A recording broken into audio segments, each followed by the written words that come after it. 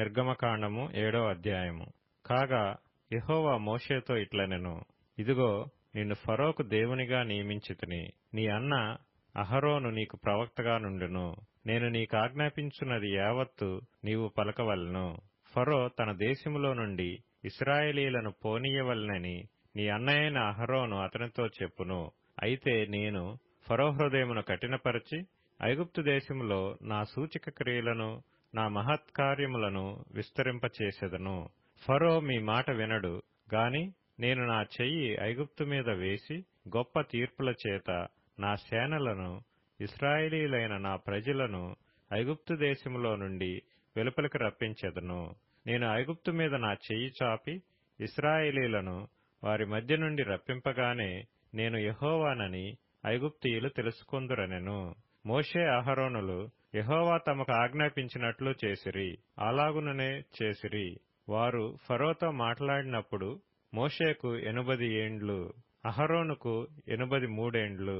మరియు యెహోవా మోషే అహరోనులతో ఇట్లనెను, ఫరో మీ శక్తి చూపుటకై ఒక మహత్కార్యము కనపరచుడని మీతో చెప్పునప్పుడు నీవు అహరోనును చూచి నీ కర్రను పట్టుకొని ఫరో ఎదుట దాన్ని పడవేయమనుము, అది సర్పమగును.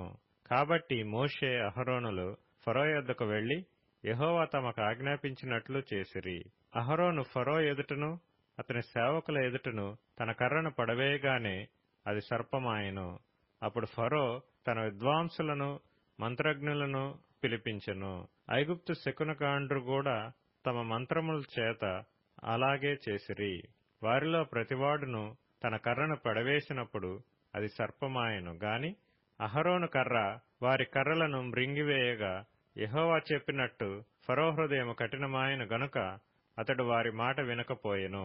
తరువాత యెహోవా మోషేతో ఇట్లనెను, ఫరో హృదయము కఠినమైనది, అతడు ఈ ప్రజలను పోనీయనొల్లడాయెను. ప్రొద్దున నీవు ఫరో యొద్దకు వెళ్ళుము. ఇదిగో అతడు ఏటి దరికి పోవును.